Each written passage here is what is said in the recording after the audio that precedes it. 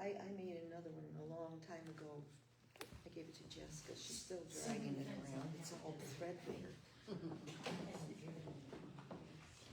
But I wanted to take it Hide over here so they can't see. and then all the quilts. Just pull them right in. No, all the quilts are in there. They'll be there for the whole month. I have to get down there and see that. That There's sounds more people coming? Yeah, I'm gonna get this over with. And then I bring the furniture back because it all went before we used it. So, Oh, they lost a lot of stuff in the field? I didn't realize that. things were frozen. They lost the dining room table and the chairs. They're looking for something older to put in there, but it just disassembled so they couldn't receive it. And of course, everything upstairs was fine. But I had a good time. They had this wooden mound upstairs. I wasn't take anybody up there because the paint cans and nobody trip. I said, where's the look at this? Gosh, everybody can move the paint cans out of there. They had this commode sitting there. And I say, that's the best seat in the house. And we were all in hysterics. Yeah. We were giving tours. Yes. It was so funny. I would come over. I'm communicating with you guys. But I enjoyed it. Gives you something to do, see people. Have you seen Jerry? I almost stopped at her house because I saw her car and I took her up to see if she wanted to go. Oh, I asked her, but she said she was weed whacking and she was tired. Plus, she's got her daughter home for a while. I know. Oh, she does? That weed whacker was a Everybody killer. get started. Yeah, she got herself into some I need to make up trouble. Normal. Does the microphone not work? 20. It works. Yeah. Normal. Hey, Oh, I'm good. been there, done that. So thank you everybody for coming. Something that I want to highlight really quick before we get started is if you could at some point go to our YouTube channel and subscribe, because Facebook is changing their rules about live streaming, and so it's not going to keep the videos indefinitely anymore, and we're having to upload everything to our Facebook or to our YouTube channel, but we can't go live on YouTube until we have a certain number of subscribers, and we are not there, so we're hoping that Facebook doesn't, delete things on us before we get them all uploaded. So I will turn it over to Terry. Thank you for coming, and if you want to go ahead and tell us about So Much Larger Than Life Ned Buntline, that would be amazing. Thank Do you. my best, thank you. So, can you hear me? Is the mic working? Yeah. I tend to be loud anyway, people sometimes. Certain people complain, other people thank me. A little over 200 years ago, it was either 1821, 1822, or 23. A baby boy was born in Stanford, more or less behind where the Chinese restaurant is now. And that baby, Edward Zane Carroll Judson, was the first child of Levi Carroll Judson and Elizabeth Judson. Edward may have quoted different dates for his birth year because he needed to be a specific age for something that he wanted to do, but he was very consistent saying that it was March 20th, regardless of what year he claimed. And he was also certain and insisted all the time, and it was a perfect cliche for him and the way he lived his life, that it was a wild and stormy night. He described that night, which of course he couldn't possibly have remembered, in a poem, March Born.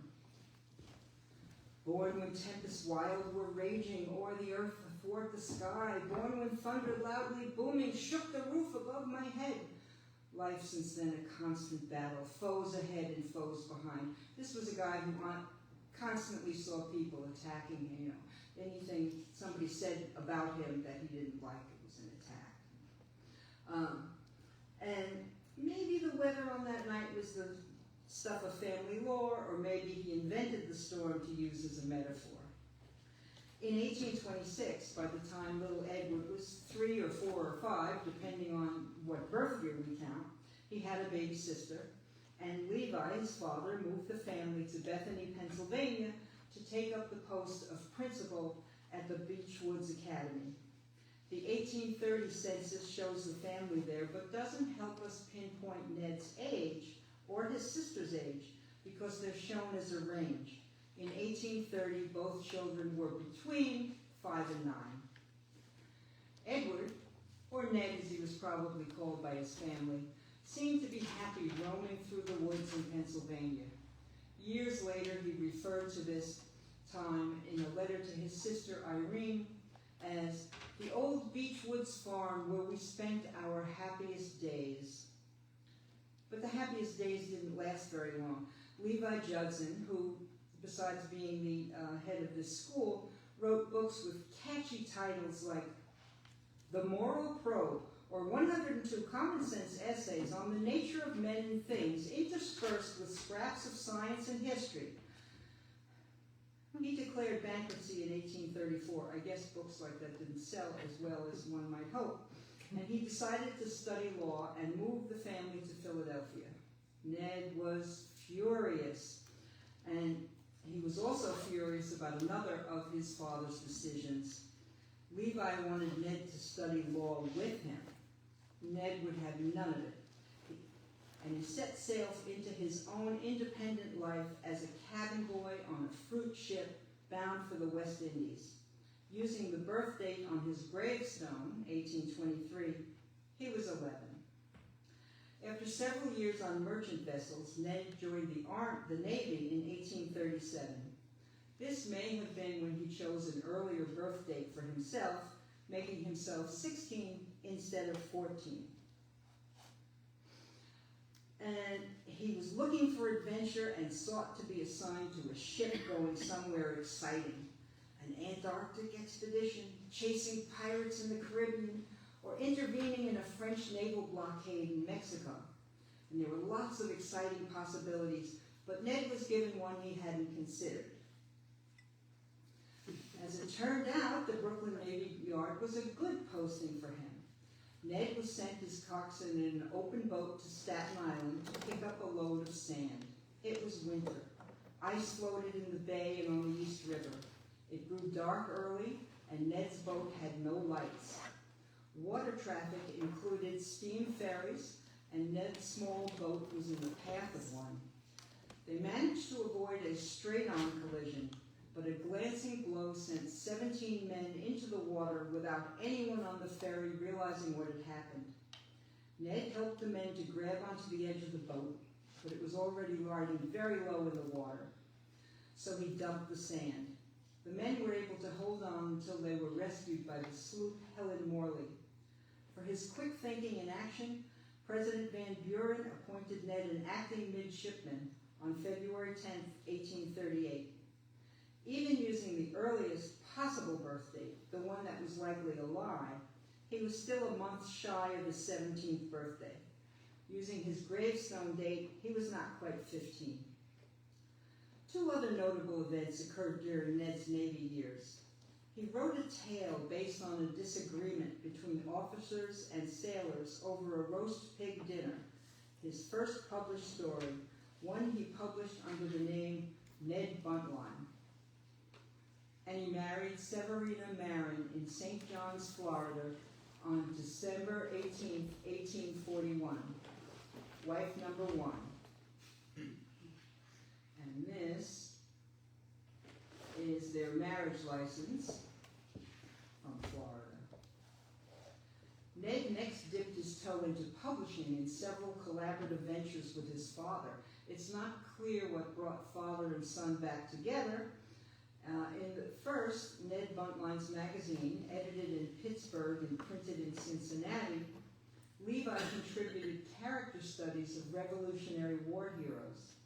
Ned supplied sea stories and book reviews and editorialized against quick, cheap fiction, shillings shockers and penny dreadfuls, the kind of escapist literature for which he would later become famous. One of the biggest tasks of producing the magazine was finding the funds to do so, resulting in new names to add to the masthead and revised versions of the title, because he would get somebody involved and then he would have to call them an editor, take their money, call them an editor, add them to the list of people producing the magazine. And there weren't a lot of copies of these, a lot of issues of these.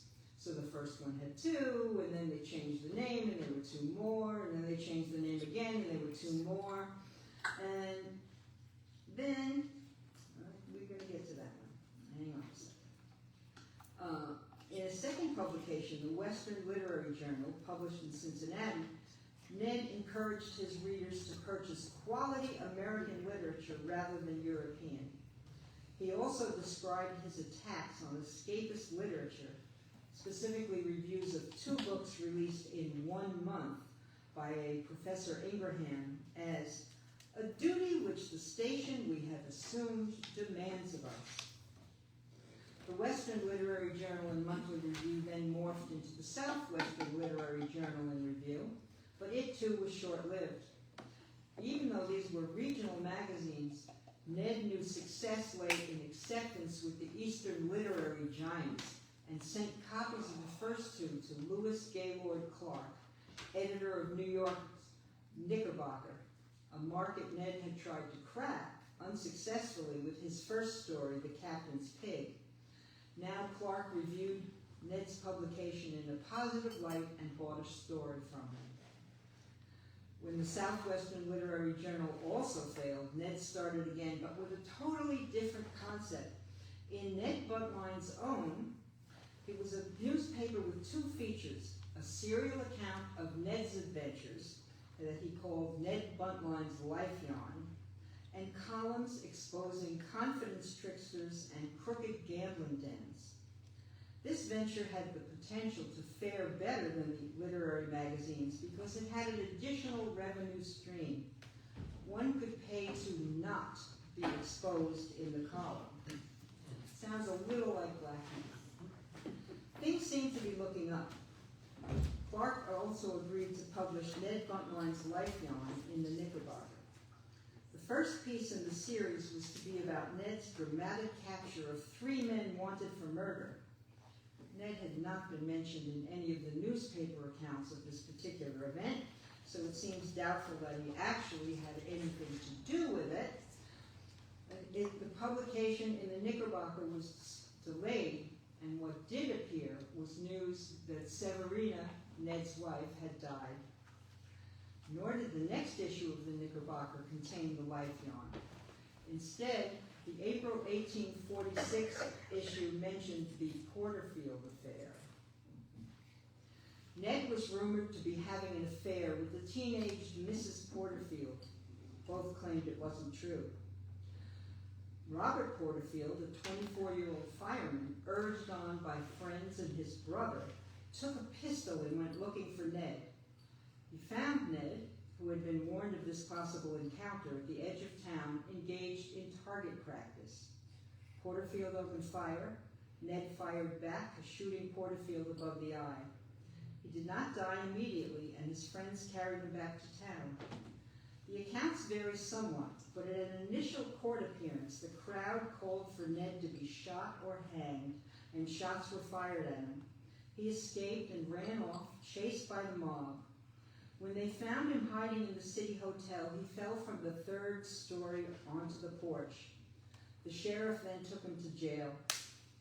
Later, when Robert Porterfield died, the mob broke in and dragged Ned to the square and strung him up over an awning post. One account says the rope broke.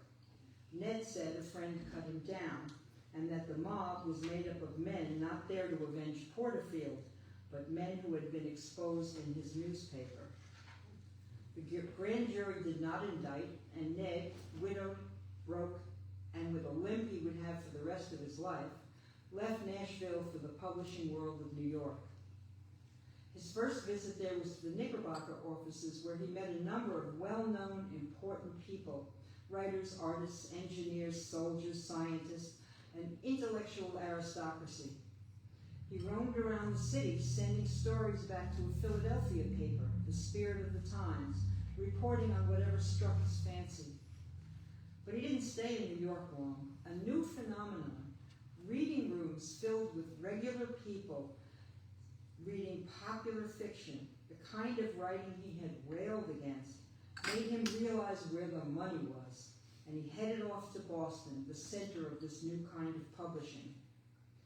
1847 was a new start for him, and it was a big one. After selling a few stories to weekly papers, he began writing novelettes, exciting stories presented as serials.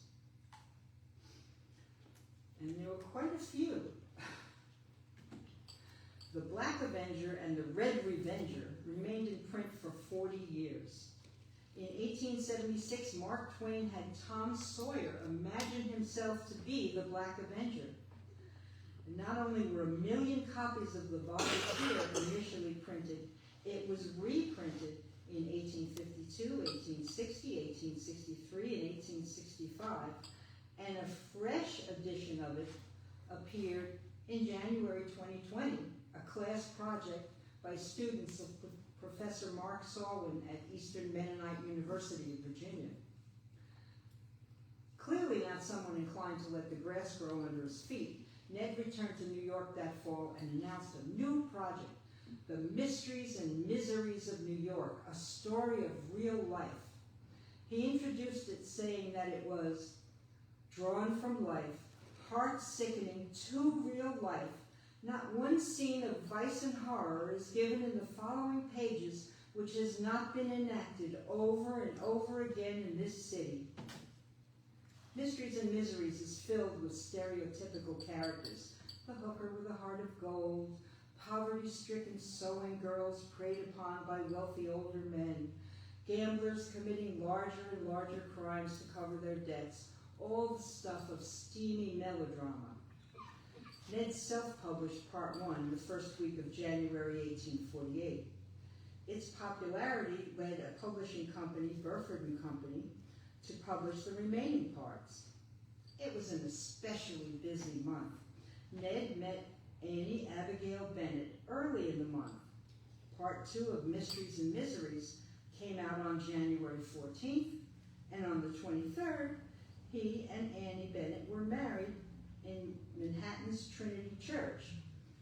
Annie Bennett, wife number 2. The pace of 1848 continued. Part 3 of Mysteries and Miseries came out quickly, and Part 4 was scheduled for the end of April, but was temporarily sidelined because of a new development.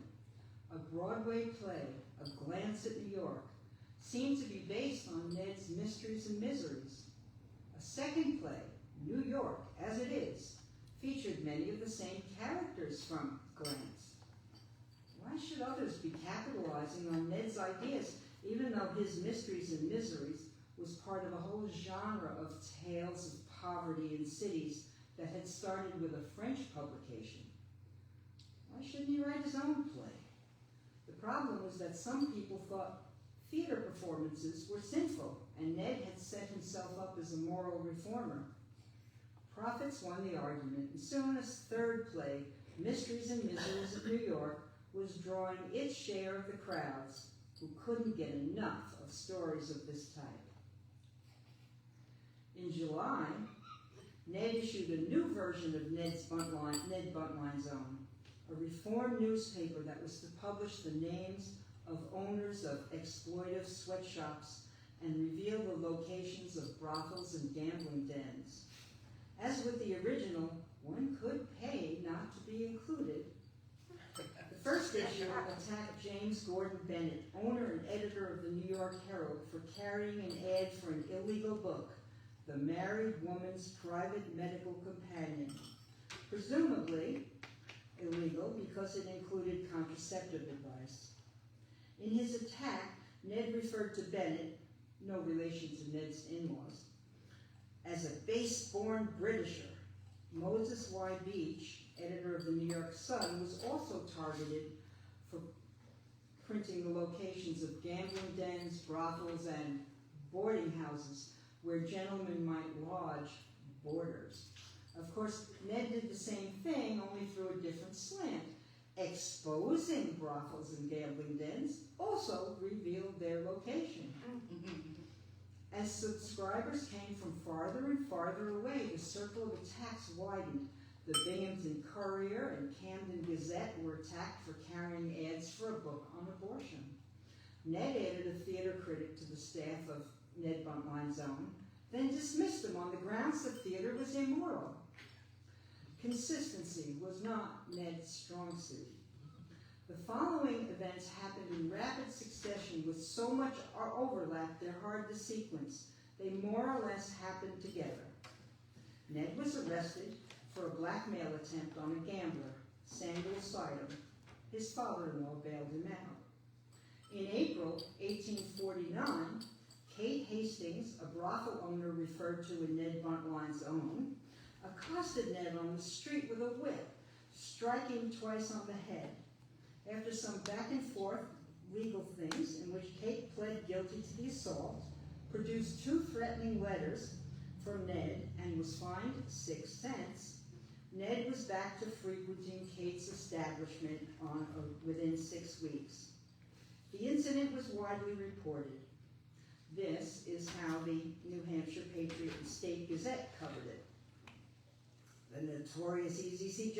Judson, known as Ned Buntline, was cowhided in Broadway a few days ago by Kate Hastings, the keeper of a fashionable house of ill fame in New York. Class animosities and nativist tendencies colored the political landscape, erupting in violence in which Ned had a significant role.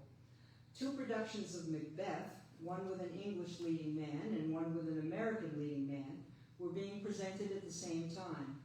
Posters sprung up around the city, fueling the animosity. On opening night, the English actor was badly heckled verbally. By the second act, cobblestones were pelting the outside of the theater.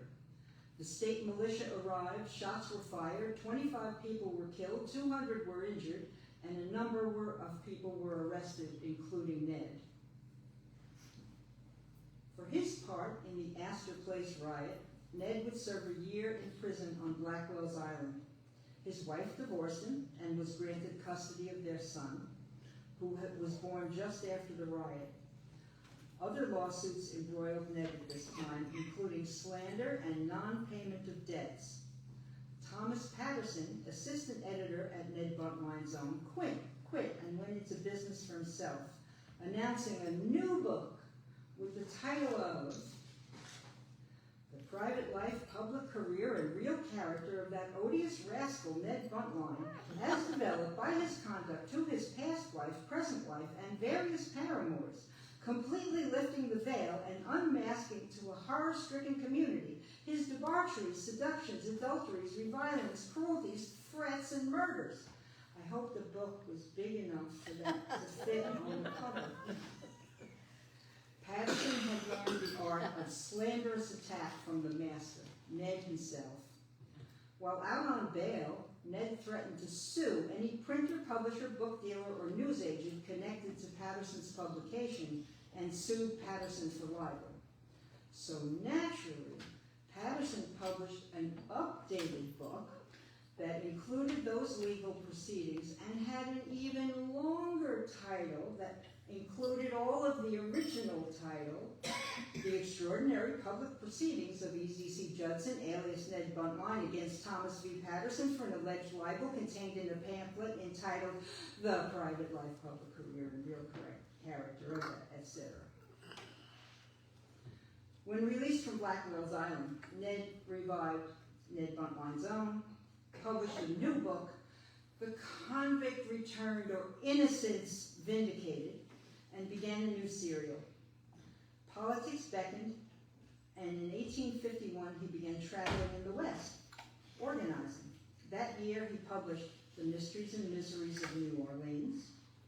2 events occurred in the spring of 1852 in Missouri. He met and married Margaret Ann Watson on April 20th in Marion, Missouri, and he was arrested in connection with Election Day rioting in St. Louis.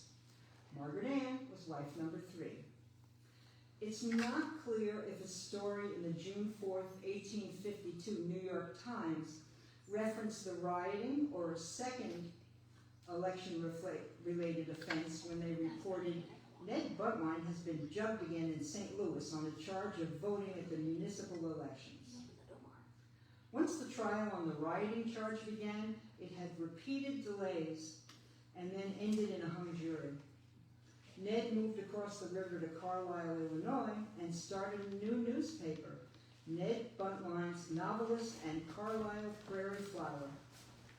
When it failed, Ned left town. So when his new trial began in January 1853, he wasn't to be found, and the bondsman had to forfeit his bail. This will pop up again. It wasn't really the end of that story, but it's going to take a while. In July of that year, Ned met Lavanche Swart in Chappaqua, New York. Lavanche was the young widow of a man who had worked at Ned Buntline's own. Whether or not he remembered Mr. Swart, Ned told Lavanche he had promised the man he would raise his little boy as his own. Ned and Lavanche were married on September 24th, 1853 in West Hoboken, New Jersey. This may or may not have been bigamy. I haven't found any evidence of a dissolution of his marriage to Margaret Ann, but nor can I find proof that he actually married Lavanche.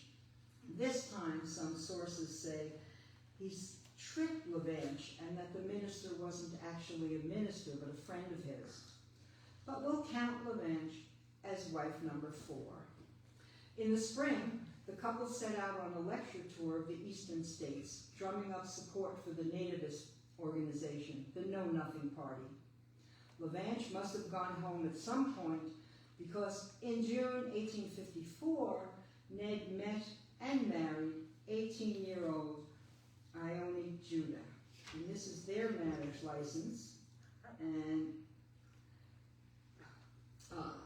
Ned listed this as his 3rd marriage, presumably only telling the bride about 2 of his prior marriages, the one she would have known about from the newspaper stories when he and Annie Bennett were divorced, and the tragic story of Severina's death so young, which would be to elicit sympathy, and no real reason to mention the others if nobody's counting. When he returned to New York, he was arrested for bigamy with Lavanche as the complainant. The governor of New York, Horatio Seymour, released Ned, possibly hoping to pick up some votes from Ned's supporters. Ned then took off on a New England tour, organizing for the Know Nothing Party and giving temperance lectures. Did I mention that Ned routinely gave such lectures and that he was also a heavy drinker? But he soon gave up politics and made the decision to just settle down and write. He headed into the Adirondack woods and found an abandoned homestead, hunting, fishing, roaming through nature. But the cabin burned down, and Ned purchased another, naming it Eagle's Nest. He also employed a young woman from Troy, New York, 18-year-old Eva Gardner, to keep house for him, and yes, you guessed it, Eva became wife number 6. Poetry Ned wrote while living there was used in Adirondack advertising for decades afterward. And can you read it? Yeah, you can read that. I kind of like this poem. It's a little hokey, but I like it. Ned also wrote articles on hunting and fishing during this period of time, but they didn't pay especially well. When the editor of the New York Mercury visited with a contract for serials of historical fiction, outdoor romance, Ned agreed. The first was The Great White Wizard, or The Great Prophet of the Seminoles, a tale of strange mystery in the North and South. It was typical Buntline fare: wild boars, kidnapped babies, soldiers held captive by Indians. It was a success, so he spun out a few more. These appeared in 1858 and 59. In March 1860, Eva died in childbirth. Ned buried Eva and the baby behind the cabin. When the snow cleared, he went back to New York City, where he learned of the failure of the Knickerbocker magazine and the deaths of several of his literary friends. When Ned went back to the Adirondacks, surprise, a new wife went with him, Kate Myers, wife number 7. They had married on November 2nd, 1860 in Sing Sing, then the name of the town, not just the prison. Ned's rapturous description of Adirondack beauty led Kate to picture something rather different than what actually awaited her, a cabin in the woods. Ned had guide Chauncey Hawthorne accompany Kate for the end of the journey. From Racket Lake, Hawthorne and Kate traveled by boat while Ned took the trunks overland. Rivers, lakes, a few portages, and Kate started to revise her imaginings of the home that awaited her. Later, Ned wrote that when she arrived, he hid her shoes so she couldn't run away. Kate wasn't happy there, and the couple quarreled. In June 1861, Ned left for Washington to seek an Army commission. Kate, pregnant, thought he had gone to town for supplies. No commission was offered him, so he returned. Baby Mary Carolita was born in January 1862, and at Kate's insistence, they returned to Westchester County as soon as the roads were clear. That September, Ned enlisted in the 1st New York Mounted Rifles as a private, but he soon advanced to the rank of sergeant. When news reached camp that General George McClellan had tried to capture Richmond, but then retreated, a parody of Edgar Allan Poe's The Raven circulated in Ned's camp. On that mighty day of battle, mid the booming and the rattle, shouts of victory and of anguish wherewith Malvern's hill did roar, did a general now quite fameless, who in these lines shall be nameless, show himself as rather gameless on the James's shore, safely smoking on a gunboat while the tempest raged on shore. Only this and nothing more. Whoever could have written that? Ned didn't see a lot of action, but as always, he noticed things that were to his advantage.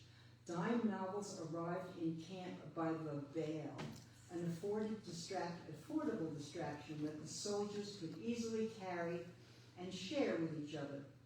The commander of Ned's regiment gave him a space in which to write. His new story, Life in the Saddle, or The Cavalry Scout, featured Ned Buntline as a leading character. In the winter of 1862 and 63, Ned was in Manhattan on a furlough when he ran into Lavanche. Remember Lavanche? Wife number 4? She thought Ned looked ill and underweight and wanted to take him home to her apartment to nurse him back to health. They also made a stop at St. Luke's Church, where they were married on January 14, 1863, by Reverend Isaac Tuttle, making wife number 4 also wife number 8, which has a nice mathematical symmetry to it. Number 4 times 2 equals 8. It works. Had they divorced previously? I don't know. Had they actually been married the first time? Maybe, maybe not. But those questions don't weigh on whether or not this was a bigamous marriage. For it certainly was. No matter what had happened with Margaret Ann or Ione, Ned was definitely married to Kate at the time. When a month later, Ned made a quick trip up to Chappaqua to visit Kate, one or another of the ladies had him arrested as a deserter. One source, Harold Hochschild, who wrote about Ned's time in the Adirondacks, says Kate had him arrested. Monahan, author of The Great Rascal, says Lavanche had him arrested. While Ned was imprisoned in Fort Hamilton, one of the wives came every day, bringing paper and pens and carrying away his finished manuscript pages, taking them to his publisher. Again, Hochschild and Monahan disagree on which wife did this. To me, it makes sense that Lavanche did the messenger duty, as she was already in Manhattan. It's hard to imagine Kate traveling down from Chappaqua daily to do it. And while either could have initiated his arrest, Lavanche was the wife who tended toward angry vengeance. Rightly so, of course. Lavanche moved to Chappaqua, where she ran into Kate. Or maybe she made sure she ran into Kate, who was pregnant again. Lavanche even lived in the same house for a week and grew fond of the baby, Mary Carolita. We should remember that even though we've been referring to our hero, or maybe anti-hero, As Ned, his actual name was Edward Zane Carroll Judson, so Carolita was a variation on one of his family names. The new baby, born November 10, 1863, was named Irene Elizabeth, after Ned's sister and mother. During his remaining time in the Army, Ned was insubordinate, often drunk, a pain in the neck. He sat for a portrait in Matthew Brady's studio in the same chair where Lincoln had sat for a portrait. Somehow, Ned was honorably discharged and went home to Kate, although he remained in contact with LaVanche. On May 1st, 1865, Ned either fell or jumped into the Hudson from an Albany wharf. He said he slipped on an orange peel. LaVanche said it was a suicide attempt because she was angry that Kate was pregnant again. Or maybe he was just drunk and slipped. The new baby was a boy, Alexander McClintock, named after Ned's brother-in-law. Kate made sure each child had a name connected to Ned in some way, which made LaVanche crazy. A fourth baby, a girl born in 1867, was named Edwardina. Although it was a problem he had created for himself, being in the middle of this battle between these two women was uncomfortable, so he chose to remove himself. At the end of a lecture at the Cooper Institute in New York City in 1868, he announced he was going on a temperance lecture tour of California's gold mines, an official guest of the Grand Division of the Sons and Daughters of Temperance, planning on returning east on the very first transcontinental train. This is the cover of some sheet music he had commissioned. The Rainbow Temperance Song. I just love this picture. In San Francisco, he began a serial for the Golden Era, a paper that combined news and fiction and that had published stories by Bret Harte and Mark Twain. He gave a few lectures in San Francisco and Sacramento. Very few pledges were signed. Miners were not especially interested in temperance. He missed the first transcontinental train, but found a bigger story. He stopped at Fort McPherson in Nebraska to interview soldiers who had fought in a skirmish with a band of Indians at Summit Springs that July. Ned tried to convince Major Frank North to be the subject of a book, but North wasn't interested, directing Ned instead to a young scout, William Frederick Cody. Cody hadn't actually fought at Summit Springs, but he knew all the details, which Ned would embellish anyway, and was happy to talk to Ned. They spent a few days together, riding, tracking, and shooting. Street and Smith's New York Weekly published a new buntline serial that winter. Buffalo Bill, the King of the Bordermen, the wildest and truest story I ever wrote. Was Cody surprised to learn he was the hero of Summit Springs, considering he hadn't arrived until 4 hours after the fighting was over? Was he just as surprised to learn he was a good temperance man, considering he admitted enlisting in the army when he was so drunk he didn't know what he was doing? Probably. But this first step into a public arena would change his life. While Ned was dividing his time between Kate and LaVanche, he learned that his uncle, Samuel Judson, Levi Carroll Judson's younger brother, had died in Stamford on August 18, 1870. The news sent Ned home to his birthplace. Samuel Judson's will made bequests totaling over $17,000, among them $1,500 to his son, Noah Pratt Judson, $800 to Irene, Ned's sister, $500 each to Stamford's Presbyterian and Methodist churches to purchase bells if the funds were matched within 1 year, $1,500 to be matched to create a library for the Stamford Seminary, and a total of $4,300 distributed among individual members of the Fuller family in Stamford. Fuller is a name to remember. Ned was not mentioned, either as a legatee or in connection with raising the library funds. There's no mention anywhere of what Ned thought about being left out of his uncle's will, but we will see what he did. Following his brief visit after his uncle's death, Ned returned to Stamford in May of 1871 and settled in a tent on what is now South Delaware Street, on a corner of the Fuller Farm, dressing in buckskins and moccasins. He became part of a group that organized the Judson Library Foundation. He planned lectures with the proceeds earmarked for the library matching funds. In addition to his usual temperance lectures, he penned a new talk.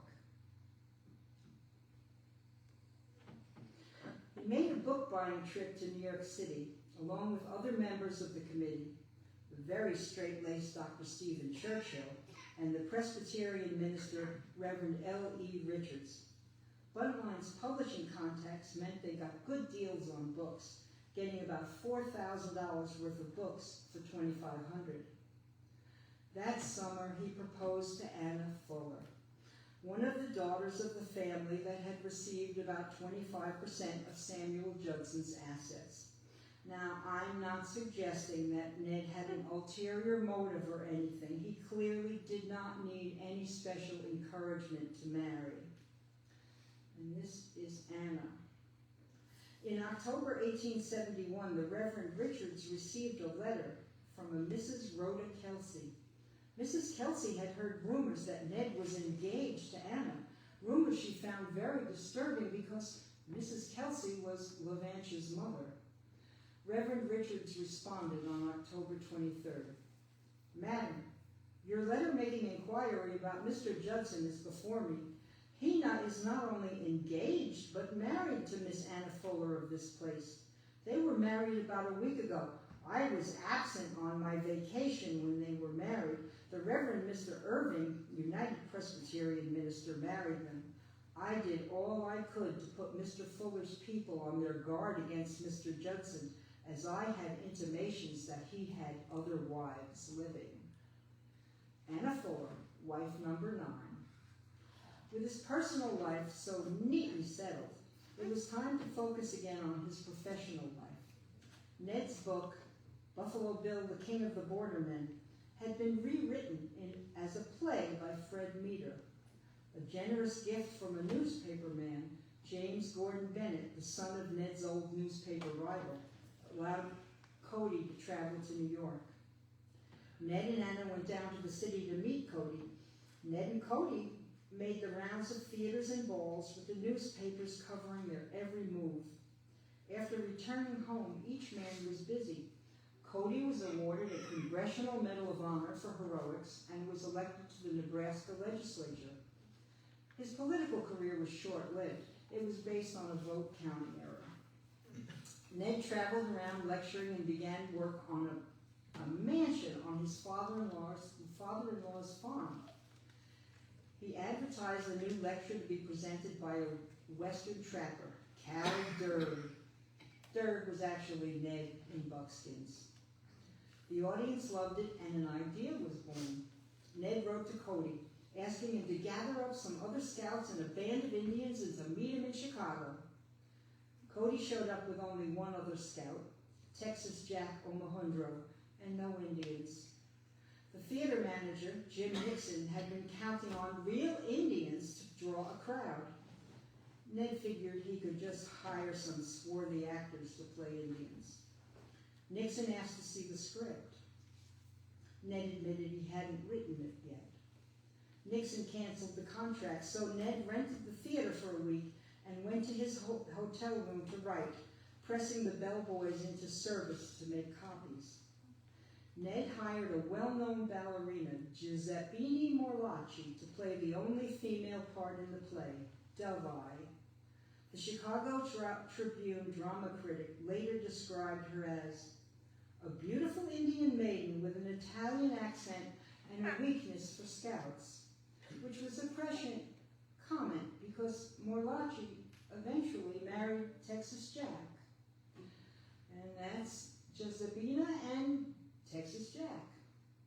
The audiences loved this play, The Scouts of the Prairie, which was more about Cody and Texas Jack telling stories in response to Ned's prodding than Ned's script, because neither Cody nor Texas Jack could remember their lines. Ned gave a temperance lecture while tied to the stake, the Indians obligingly waiting to light the fire at his feet. Big fight scenes ended each act. Ladies were given souvenir pictures at matinees. I think this may have been the picture. Oh, no, sorry, that's the advertisement for the play itself. And that's the picture. And that's Ned on the left with what must have been a wig that, when you get close to this picture, it looks like they're Shirley Temple curls. It's very bizarre. Scouts of the Prairie toured from its December 16, 1872 opening in Chicago, just 3 weeks after Ned's Cal Dirg performance in Stanford, until June 1873, when the run finished for the summer in upstate New York. This map, hand-colored by Dr. Robert Pepper, a Buntline scholar and friend of Ann Willis, former Stanford Village historian, shows many but not all of their stops. The troupe had a little trouble in a couple of stops. In St. Louis, Ned was arrested for bail jumping. Remember the trial with the hung jury 20 years earlier? Their cash box was confiscated. A friend arranged bail, and Ned skipped again. In Cincinnati, the onstage fighting got a little too real, and an actor died from his injuries, resulting in a 1-month break in the show. Crowds filled the theaters wherever they went. The critics, however, were not as enthusiastic as the audiences. Buntline said he wrote the play in just 4 hours. One critic wondered what took him so long. The New York Herald's critic noted that everything was so wonderfully bad it was almost good. The critic at the World said, as a drama, it is very poor slop. But he saw a star within the mess, describing Buffalo Bill as having a curious grace and a certain characteristic charm. And perhaps notices like that were what encouraged Bill to strike out on his own. When the tour ended, Ned was full of great plans for the following season. Real horses, real Indians, outdoor performances. But Cody said no thanks and replaced him with Wild Bill Hickok. Cody's show business career was launched. Ned reconfigured his show with Arizona Frank and Dashing Charlie the Texas Whirlwind. Not quite right up there with Buffalo Bill. The cast rehearsed at Eagle's Nest, Ned's newly completed mansion on his father-in-law's property in Stanford. The new show toured a bit, but failed. And that is Eagle's Nest. Eagle's Nest was how Ned really wrote himself into his uncle's will. Some of the bequests left to members of the Fuller family directed that they be used for construction on the farm. Ned's in-laws signed on to the contract with the builders for this house. Later, when Ned was sued for non-payment, so were the Fullers. The suit must have been settled because Ned and Anna continued to live there, Ned settling down to write, and Anna and filling into the community, sorry. He spoke at the laying of the cornerstone of Stanford's new schoolhouse in 1876. He put on an annual 4th of July fireworks show for the community. He was a member of Stanford's school board and, of course, the Judson Library Foundation. Anna joined him on fishing trips, inspiring Ned to write magazine articles encouraging more women to take up fishing. Anna had a baby. In April 1877, a little girl, Irene Ann, named for Ned's sister. Ned and Anna made regular trips south in the winters, Ned driving his Hambletonians, a type of horse described as the Maserati of horses. Ned filed stories from these trips in Stanford's Mirror, including one where he described being entranced by a line of young women walking with their teacher, and how he would possibly be undone by their flashing glances were I not protected by the golden shield of matrimony. Another baby was due, so in the winter of 1880-1881, Ned and Anna stayed home. Tragedy struck in January. Little Irene died.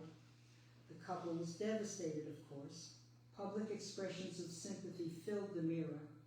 Then that May, a son was born, Edward Zane Carroll Jr. Ned spoiled him with more toys than any child could ever use. If it sounds like Ned, moving through his 50s, was finally settling down, it's not the case.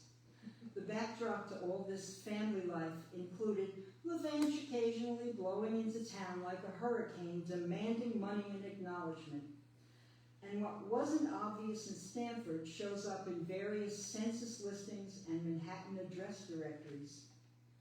In 1870, shortly before he met Anna, Ned appears in Westchester County with Kate and their 4 children, and also at 2 different Manhattan addresses with a total of 3 other women, 2 at one address, 1 at the other. The 1880 census finds him in Stamford with Anna and little Irene, and also in Manhattan with, you guessed it, Lavange. And let's not forget that he was still married to Kate, who on that 1880 census listed a 5th child, a little girl, 8 years old, named... Now, I've never encountered that name anywhere else before, but it may have been a name in general use, or it could have just been Nick Kate's commentary on Ned. Ephraim also shows up in 2 online family trees, one that lists Ned as her father, one that says father unknown. So Ephraim may have been the result of one of Ned's visits to Kate right around the time he married Anna, or perhaps Kate had come to the conclusion that what's good for the gander. By the winter of 1885-86, Ned was in a serious decline, and he knew it. He was more or less bedridden, unable to work. One publisher, seeking another serial from Ned, sent an invalid chair in the hopes that it would enable him to work. Ned thought it might help. He wrote to thank them. The chair arrived last night, and I write my first letter in it this morning. It is a great relief to me, and I will soon get used to working in it. Incognita will grow very fast now. It will be a grand story, full of mystery, and the best I have ever written.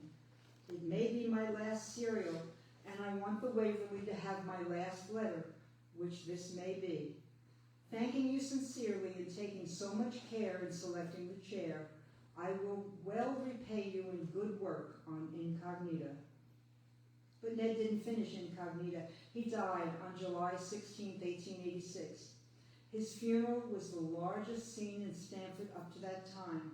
100 veterans of the Grand Army of the Republic accompanied the hearse from Eagle's Nest. The giant flag that had signaled Ned was at home flew at half-mast on his lawn. One of Ned's Hambletonians followed the casket, empty saddle and boots reversed in the stirrups. The Presbyterian minister, Reverend Richards, conducted the service at the Methodist church, which was larger. Only half the crowd could fit in the church. Outside, his horse whinnied above the organ music. He was buried next to his daughter Irene in Stamford Cemetery. And then the wives began to squabble over what each felt should be her fair share. But even though he had made enormous amounts of money in his lifetime, $20,000 a year in the 1860s, for example, there wasn't really anything to divide. He had always spent faster than he earned. Anna kept Eagle's Nest, and for a while ran it as a boarding house. And then, is there another slide? Nope, let's just go back. There are the ladies.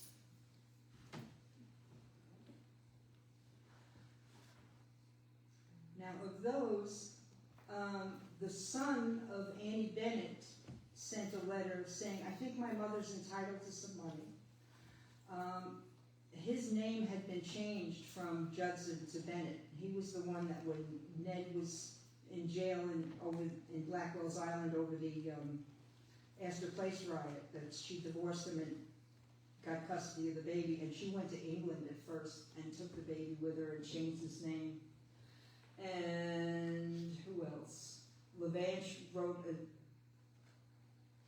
almost illegible but and sort of incomprehensible letter describing others as a bad egg. And of course, Kate had probably the best argument with 4 children in a number of years, and she'd been married to him for the longest time. And Anna, but there was just no money to divide. And that was it.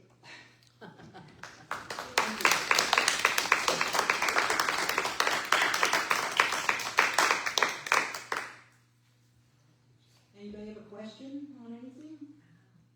John, you said you were going to heckle me. I didn't hear a peep.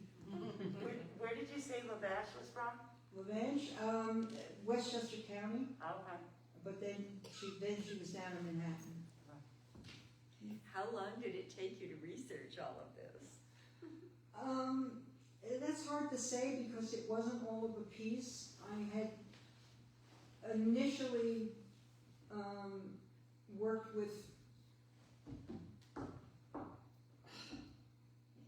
Ann Willis, and she had a lot of information about him, and she told me some stories and this, that, and the other thing, and that was to write one magazine article. And then I read The Great Rascal, which they have a couple of copies of down at the Stanford Library, which I think pretty much follows a lot of the factual stuff, but here and there it goes off the rails a little weird. And then I started finding other things. By sheer chance, I found the material from the Adirondacks, the Harold Hochschild material. And so I really can't say. I mean, I started in 2000, wrote a small book about him in 2012. Was Buntline Drive in Stanford Absolutely. named after him? Yes, and the length of Buntline Drive, the eastern end of it, Eagle's Nest is there, and it's terrible, falling down, breaking my heart condition. Oh. I mean, back again, about 2000, I was looking at it and saying, gee, I wish somebody would throw a blue tarp over that hole in the roof. Well,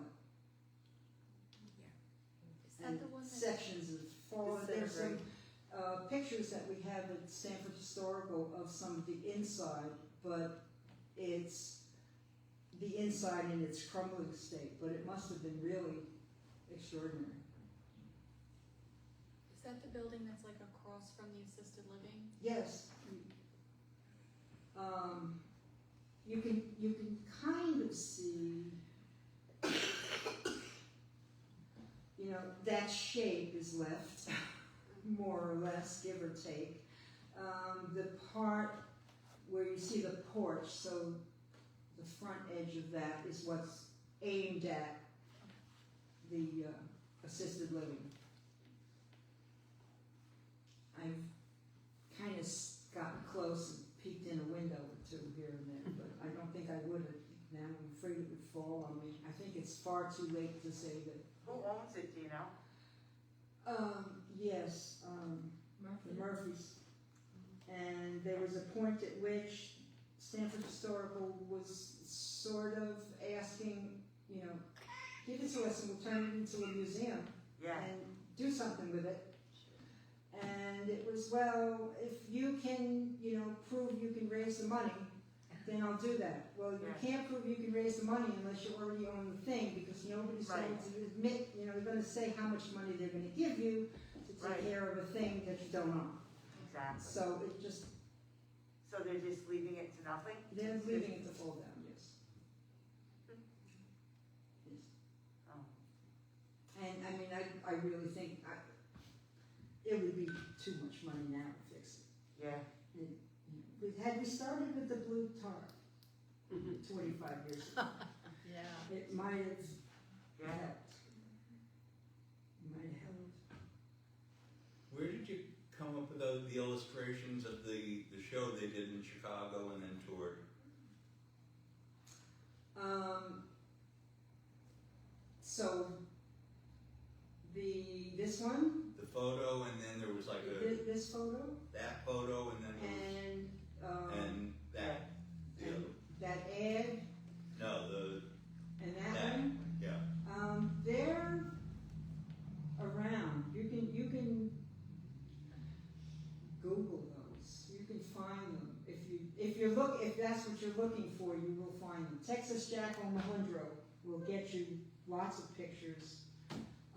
And Morlachi, yeah. Giuseppino Morlachi, Dove Eye. They had their own show for a while. After Texas Jack left Buffalo Bill's show, because he stayed with him for a while, then Morlachi and Texas Jack had another little show that toured. And she was a very well-known ballerina.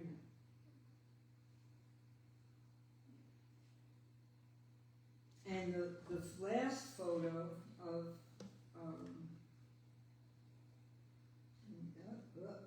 I keep messing that up. Stop it.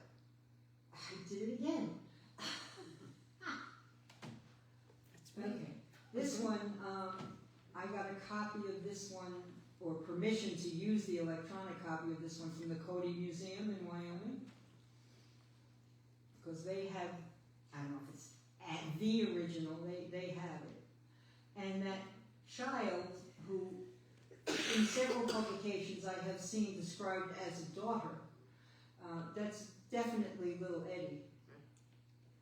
And the fact that it looks like he's wearing a skirt, they dress small male people sometimes like that, so they didn't get kidnapped. But you can see holding a gun, and I cannot imagine them handing a gun to anyway, from the date of this photo, the little girl was already dead. So that has to be Eddie. But I think the rifle is another clue. So how many children did he leave when he died? There was the 4 from The Kate? 4 and Eddie And Eddie's up the 5. that we And Bennett. have documented, and who knows? Well, and then Kate's, or the Bennett one, right? Oh, right. The one whose name had gotten changed, right. Sorry. Thank you very much. So 6. Oh, Eddie did not live very long. Eddie died before he was a teen. And he's also in Stanford Cemetery. So this is a shot of, inside Eagle's Nest, but you don't get to see too much of the house in this. Wasn't there a picture of him with the gold-topped cane? That cane, that's the cane that's on his lap. Is that what's on his lap? Yes, and that cane is at the library, right? I thought it was at the Stanford Historical No, Society. I think it got moved to the library, and I think it's locked up in the library. Where? In the case in the history room, I'm pretty sure. I'll Pretty check sure, next week. because there was a point at which it was, we need to put this someplace other than a private house. Yes. Yeah, And, it was with the Hinmans for many years. Yes, and I think that when Dick died, Turned it over. it got moved over. The cane, there are stories about that cane that maybe it was a gift from Buffalo Bill.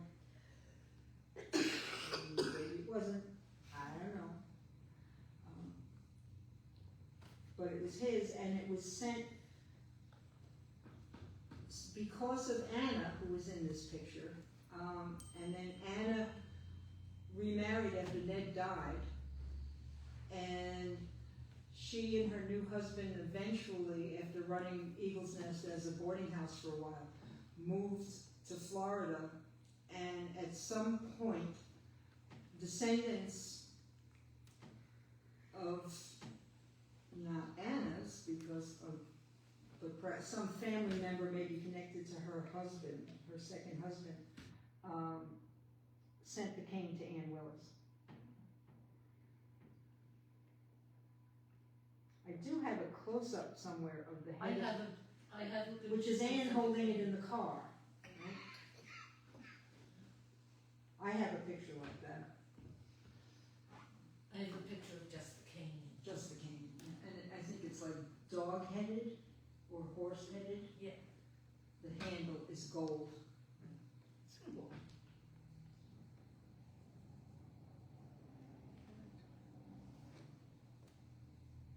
All right, well, thank you very much. Thank you very